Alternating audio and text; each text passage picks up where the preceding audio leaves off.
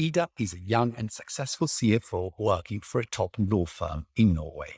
One day, she spots an irregular invoice. She decides to dig deeper into this. Something's not quite right about it.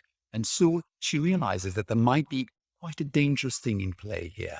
A sort of money laundering operation that leads back to one of the firm's biggest clients, Peer Eggen. She discloses what she's found to the board, but to her shock and surprise, not only are they not backing her and continuing the investigation, but they're trying to shut her down, accusing her of false accusations and smearing her.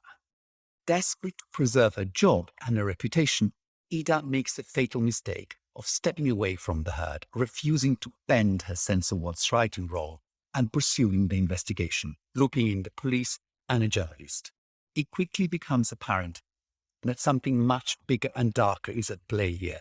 Lots of significant payments from Peer Eggen to the husband of Norway's Minister of Justice. And when the Minister of Justice dies in a suspicious crash, all hell literally breaks loose. Witch Hunt is a beautiful, taut, and incredibly sophisticated piece of Scandi noir. And I fell in love with it when I read the script, actually. This is one of the very few shows that I bought off script because the story was different and really interesting. It was quite operatic and elegant reflection on the dangers of herd mentality and following the herd to the point where your sense of right and wrong gets gradually eroded and destroyed, but also about the greater dangers of not following herd mentality and stepping away and pursuing your unilateral course of action and being unwilling to compromise morally. The start of the show has an incredibly lyrical sequence where two men, one is a corrupt businessman in question, are going on a deer hunt in the spectacular Norwegian landscape. They seem to be talking rather casually about business, but it soon becomes apparent that the darkness and the level of corruption implied in the conversation is only matched by the sense of almost sadistic pleasure that the man takes in identifying the member of the herd that will step away and shooting them ruthlessly. This is an incredible thriller, and I'm sure you will enjoy it. Please make sure you stick around at the end of the show for an exclusive Q&A. Thank you very much. Have fun.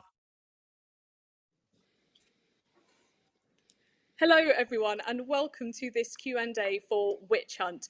Really hope you enjoyed episode 1 and what a tense cliffhanger that was.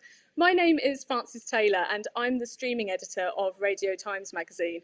And joining me today are Anna Bache-Wiig and Siv Rajendram Eliassen, the writing duo behind Witch Hunt, whose previous work includes social realism thriller Acquitted and the critically acclaimed film Uteya, July 22nd. And also with us is actor Ingrid Bolsø Berdal, who plays Ida.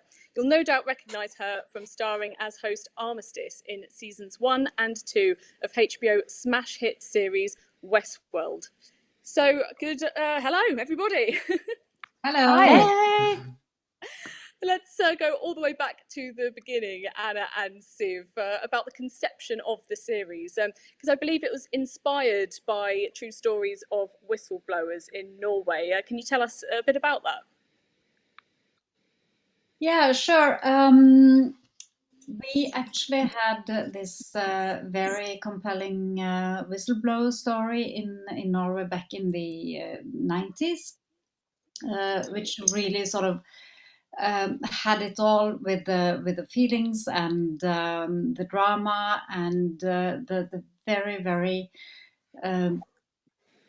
almost impossible conflict of being a whistleblower, which was a real story. We don't have to go into details about that, but it was a story that really gripped us. And working from that, we decided we wanted to make a series or a story about not so much the case of a whistleblower or the case that the whistleblower blows on, but the drama of being a whistleblower. We thought it was something really interesting about what the whistleblower really does, or the character. What kind of people do have the courage to blow the whistle on wrongdoings anywhere? And because it's a very brave thing to do. It turns out it's very difficult because you have to step out of the herd and you have to speak up against everybody.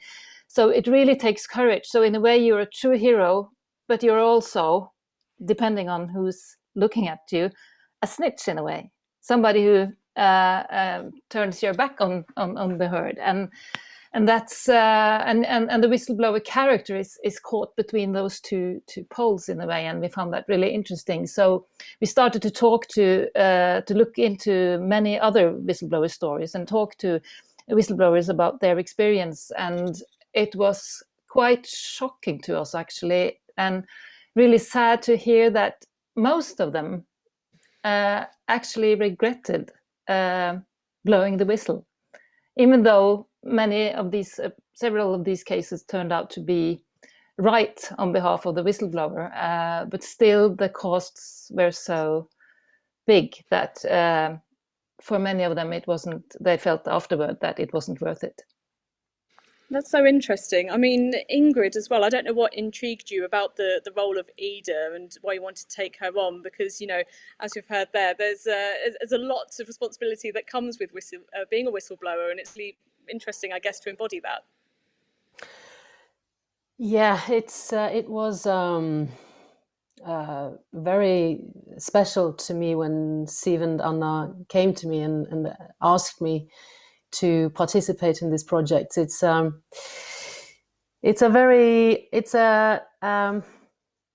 task of big trust, to be trusted to go on a journey like this and to take on a big part like this. And the thing about trust is also something to the core when it comes to whistleblowing. Who to trust, and what happens when that trust is being exploited. And what Siv said in the beginning, that they didn't want this to become too much of a action thing where we get really into what the core of the story is. But seeing it from Ida's perspective, from a psychological perspective, was a fantastic thing to work on, because as Anna describes also, the psychological pressure that a whistleblower can find herself in is so immense. And I also talked to people that has been in these shoes, and they say that they could get paranoid, who to trust, who are my friends. To be worked against in a working environment can be so tough. And how to convey this within a TV series where there's not a killer outside wanting to kill you, but there's this underlying pressure that pressures the main character. And that was thrilling to work with Eva Sørhaug, the first director on the series, and Jakob Ingimundarsson, the DOP, the photographer of the first 4 episodes, to set the tone, how to work with the camera, how to get under Ida's skin. So it was a big thing for me to do, and I'm so grateful for Siv and Anna that they trusted me with this. It sounds like Ida was a character that really got under your skin. I think that, as Anna is saying, who are these whistleblowers? What are they made of? Is there felles minste multiplum? Are they related to each other in some sort of sense? And I think that at a point you come to a crossroad where, as Anna describes, to what is it? What do I have to sacrifice here? Is the truth and my wanting and needing to speak the truth, is that pushing more than potential pain that can come from actually speaking the truth? And here we are different. I think every person, some people can watch and also do things to other people that they justify for themselves, perhaps. Other people cannot see it and cannot tolerate it. And Ida is definitely a person that when she sees something, even though that she loses her, I'm not going to spoil it, but even though she faces many different types of problems going for it, it just, this burning sensation of I have to make this right, that burn doesn't, well, does it? Is it being put out or not? We will see. Oh, Steve and I, we were talking in the beginning about we felt a very connection to the whistleblowers. We really identified with them, and we thought talked about what would we do put in a situation like Ida, and we used to think that we were the whistleblower types, but it turns out as we learned more and got into the process, at least for me, I can speak for myself, I don't think I would have had the courage, because I think most of us do choose the easy way eventually. But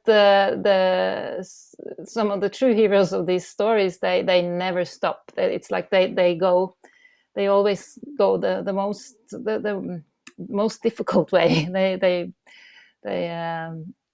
They seem to be fueled by some kind of fury. They just go straight on to the conflicts, and that's where I think, at least for me, I don't think I would have the courage all the way.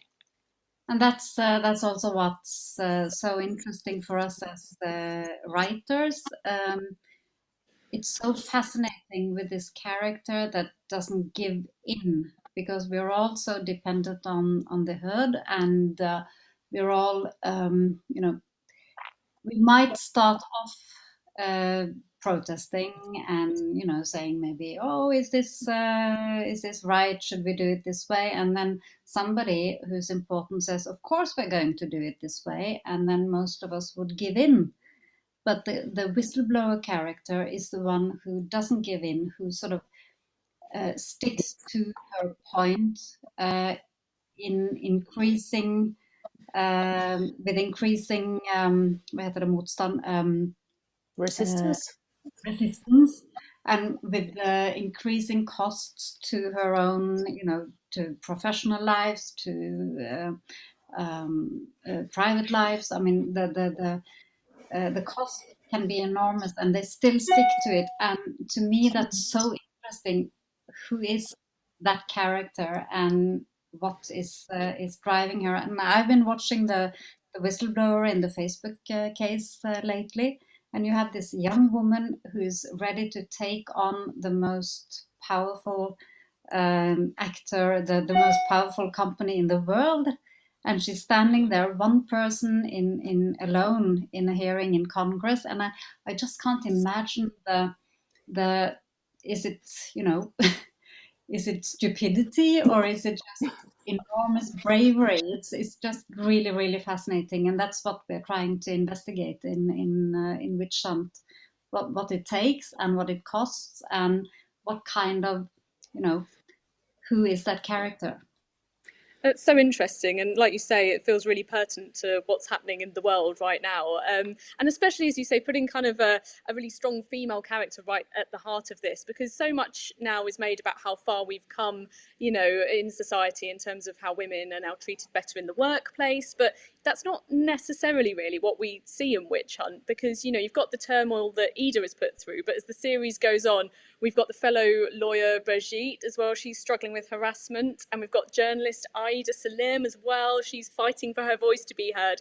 What do you all think that Witch Hunt says about the position of women in the workplace in the modern world, and if as well we can sort of fix it and make it better? I don't know if we have the answers to that, but we did get many stories from many workplaces, and it turns out that the other part of the whistleblower concept is, of course, the herd that's on the other side, and herd mentality is a core issue in this show, and the lengths people go to be a part of the herd. Actually, we're all back in the schoolyard. You just want to be with the cool gang, right? And unfortunately, especially in these environments where Ida works, because she's in a finance environment, or in finance, those herds are mainly men. So that's where the power is, and so we do sort of explore how difficult that is, and sex become a part of that, of course. I don't know as well. We have also been thinking about, women are maybe more dependent on the herd. We have babies. We need protection. I mean, biologically, and culturally, maybe women are more prone to seek to the community, to the herd, to be a part of community, while men are more prone to breaking out. But still, what's fascinating, statistically, we have found that more women than men actually are blowing the whistle. So it's kind of a contradiction in terms women are more dependent on the herd, and still they are more prone to breaking out when they find that something is wrong, which is fascinating. That said, there are many men that are also whistleblowers. It's not that significant, but there is a small difference. And I don't necessarily think that women, and this is, I'm threading out into a big minefield probably, how women support women. Does women support women? And in some businesses, I think it's so competitive, and to be heard as a woman still, you have to, I think, work even harder, longer hours. You have to be better to prove that you can do this. And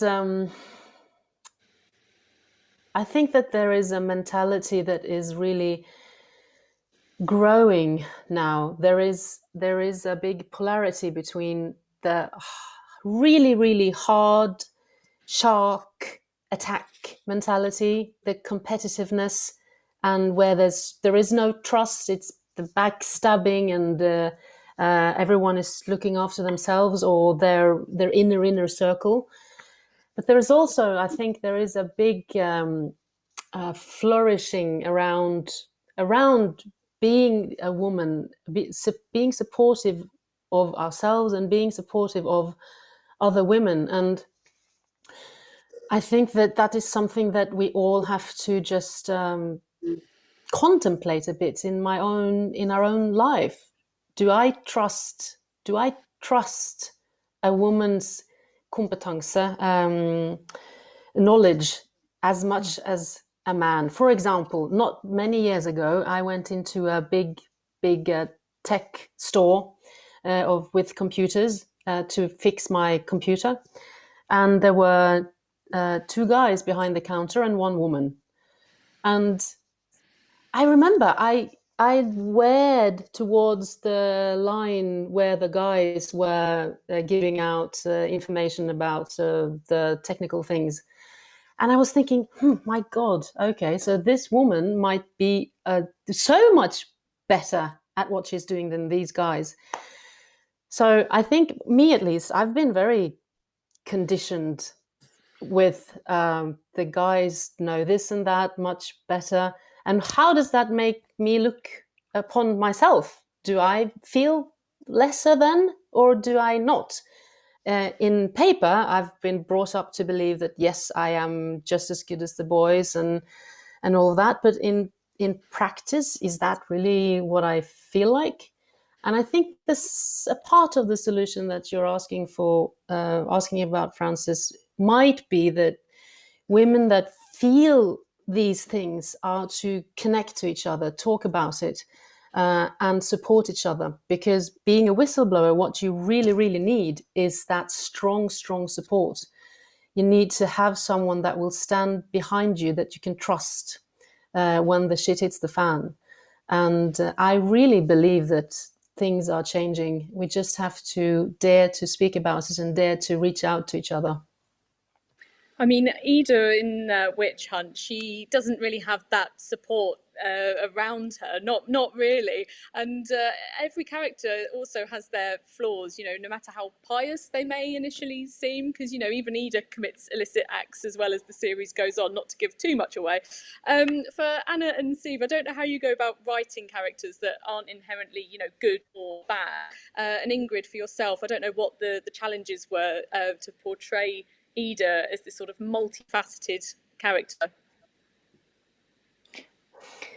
Well, to me, it's a simple answer, actually. It's the Siv and Anna's writing. It's so brilliant, and everything is there in the scenes, and they are so fantastic at writing good scenes with plot, vendepunkt, how do you say in English? Turning points. Yeah, and everything is so brilliantly panned out, and so that's, of course, there's work in it and research and analyzing and all of that, but when the script is so potent and so great, it is basically, to me, in this situation at least, allowing it to live, and thankfully it worked really great with the directors directing it, and allowing me to improvise and be free. And so it's all about the writing for me in this situation. But then we really have to sort of break in and also say that Ingrid is a very, very intelligent actor.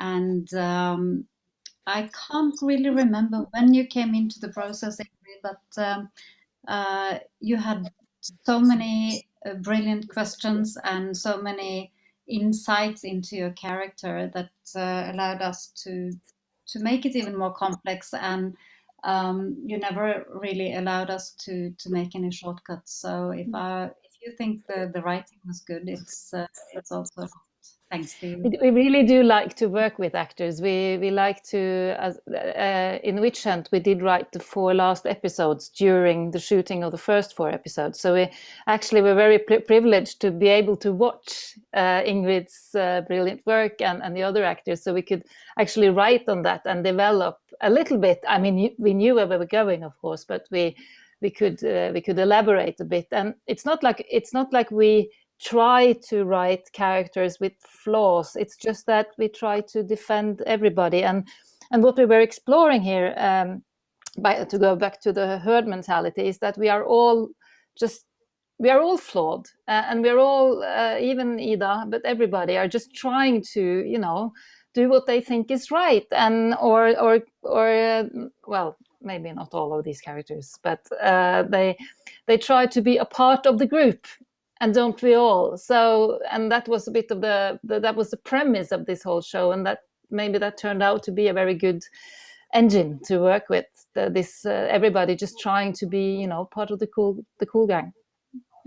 It's interesting as well. You say you were writing the second half of the series whilst filming the first half. What changes or again character developments did you sort of put in later on that perhaps you weren't anticipating when you began filming the first episode?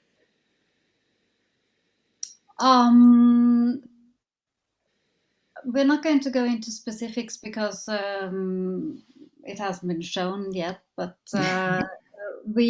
sometimes you can feel the chemistry between 2 actors, 2 characters, and you kind of discover things that you didn't know about, or things you have sort of put into the script that really works, or maybe things that you have tried to suggest but doesn't really work, so you can sort of emphasize or play down things as we go. So that's really it's fantastic to be able to write as the shooting is going on, and we make a point of always watching dailies and sort of following the process so that we can sort of harvest these small details that we did have a lot of fun with the boys club there, because Ola Furuseth, who plays Peko, the manager of the great lawyer company, it was so much fun to watch him power play with his group, and Jan Gunnar, which is Preben, Hodneland, who plays young Gunnar, who's right under him again. We saw there was so much chemistry going on, but they had so much fun. So we elaborated a little bit on the dynamics in the group for the last episodes. Brilliant. And obviously, again, we won't give too much away, but Ingrid, I don't know where Ida's journey takes her throughout the series, because again, I've watched a couple more episodes and things do get a lot darker for her, don't they? You know, not only for her career, but also the ramifications in her life outside of work as well. Yeah, and that's goes into the topic of what can the costs be when a case like this, it goes on and on for these whistleblowers. And if you're going up against big, powerful people, they have this way of picking things apart and manipulating people so that they are going against you. And it's really difficult being the whistleblower, and it's really difficult living with a whistleblower as well, I think. What does a family do in a situation where mom or dad's life is being changed in such a profound way? It can get very you get fatigued in the end, and we'll see how Ida handles that, if she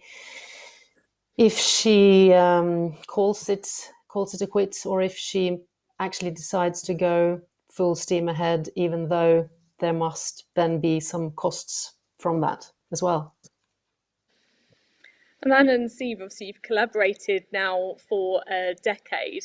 I don't know what you think is unique about your writing partnership and why you work so well together. Oh, that's a very big question.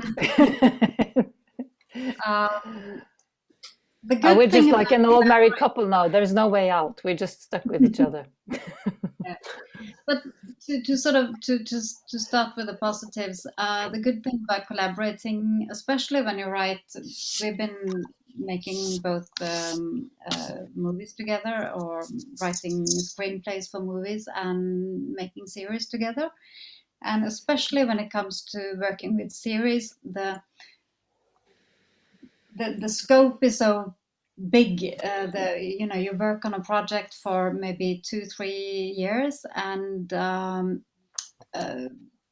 it's a lot of money. You have to work with a lot of people, a lot of producers, and it can be quite daunting. And to have someone who is sort of equally invested at the same level as you, to have someone to discuss with and to share, the blowbacks and the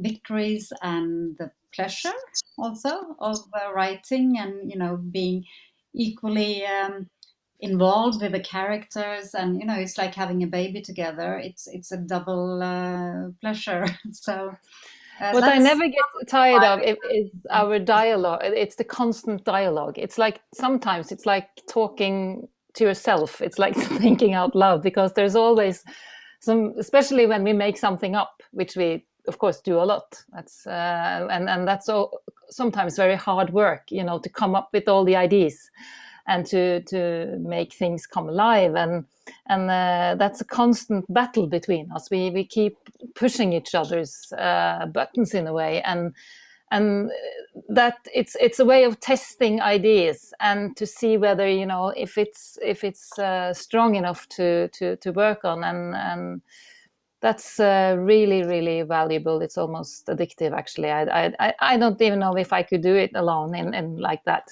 because these series are so. It's like running a marathon, and sometimes we have compared it to, well, Brits may not know that, but in cross country skiing, in the races, you always you find somebody strong to drag you. Like it's the same in cycling, I guess. And I think you have the concept of being a hare, somebody who's running in front.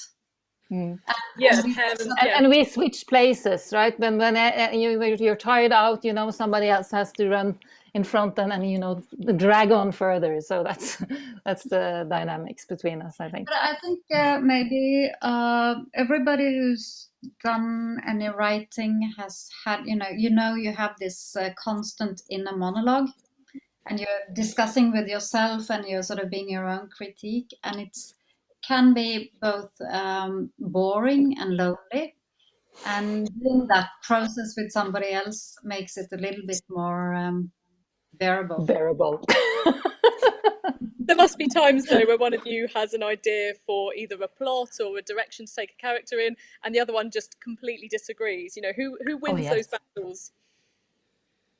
But when it's good, we always agree. That's the Actually, we don't really disagree that much on the big things. We can disagree on smaller things, and we can it's really details, like how old is a child character. That's something we often battle around. Is he 5 or is he 7? What's most interesting? It's silly. it's silly because points Anna like always wants the children to be her children's age. Yes. All right, we don't want to cause one of these arguments now. No, absolutely. You don't want to hear that. But what we often do is that if we pitch an idea, and sometimes it's really annoying to be, you know, if Siv beats my idea down, but and then I keep on insisting, and she would keep on throwing, you know, the arguments against the idea, and then in a way, but the discussion never stops. It's not like it's shit, so let's move on. It's just because there is this mutual respect that, so she knows that when I insist on something, it's because I'm onto something, and vice versa. So then we keep on battling until we find out what the whole thing is really about, and that often, or in the best cases, turns out to be an even better idea that we both can agree on. So it's an interesting journey every time. Absolutely. Well, looking ahead for all of you, really, I was going to ask what the future has in store. You know, is there going to be a second series of Witch Hunt, or are you going to be tackling another big social realism topic? And also, obviously, for Ingrid, what's your next project on the horizon as well? I'm in the maybe potential category of projects being financed. So there's nothing 100% sure at the moment, but something really really nice that I'm hoping will come together in the new year. Yeah. Exciting. Well, we have been writing a feature film, actually, that Erik Poppe have directed. It's called The Immigrants, and will premiere in when, Siv? It's right before Christmas, maybe 21st or something. It's going to be a big Christmas premiere, so it's exciting. Yes, it's very exciting. It's and it's exciting to be on the other part of the create. I mean, in Witch Hunt is something that we came up with, but this is more of a collaboration with Erik that we also worked with on Utøya. So we're just taking that further, and that's been really challenging and very interesting journey. But to your point, we think Witch Hunt is it's finished. It's a one season, it's a one-off story, and we think it's a completed story that doesn't need a second season, and that's kind of the thing we really like to do, to sort of make like a novel on screen and then move on. And we also have another interesting, to your social realism point, another Yes. We series have that another we're one in the bag. we're hoping for financing, and we'll see. Fantastic. Well, just to circle all the way back to the beginning, coming back obviously to Witch Hunt and whistleblowing, you know, although this is a Norwegian drama, the themes do feel so global and universal to businesses and governments around the world. I don't know what all of you think that says. You know, is corruption everywhere? Yeah, I'm afraid so. It turned out we were quite surprised, weren't we, to find. Yeah, we were, and I think we've been a bit naive, all of us, the three of us, with our Norwegian perfect society. We every second year we wake up to the news about Norway being the best country in the world in all aspects, and we don't have corruption, we don't have anything, and we are a society of trust, and we have this perfect social democracy. But the thing about being a small trust-based society also makes you very vulnerable to corruption. And we have actually made this what do you call it, a concept of the Norwegian corruption that we call cozy corruption, because it's all about being friends and about trusting each other and about sharing the social circles and exchanging services, and that's also corruption, and that's maybe the kind of corruption that we are trying to say something about in Witch Hunt. That's not, it's not very high scale, or at least initially very dangerous, but it still undermines our democracies, and we need to be conscious about it. And I have to end with saying that it's possible to get mightily depressed by how the state of the world is at the moment, and have been for a long time, and seeing how vicious and cruel we can be towards ourselves and others. And I really need to also emphasize, especially if there are young people watching this, there is goodness in this world as well. It is possible to trust other people. People are trustworthy. There are people around with integrity, and if you find them, stick to them, nurture the relationships, share your vulnerability, share your fears, create bonds with these people, because when we look at the world, it's really easy to become dark by it, as it is when we look at the world and the climate crisis. The earth is still alive. The animals are still alive. There is so much hope and joy present still, and we have to, whilst shedding the light on the problems that Siv and Anna brilliantly have done, we are also having to balance it all out with focusing on the good news and the joy. So that I really have to also say.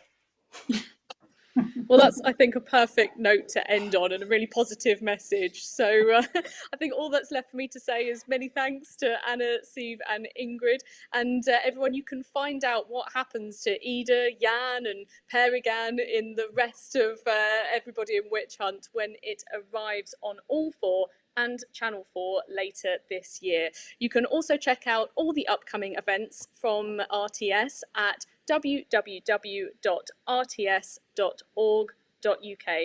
Thanks again for joining us. Goodbye.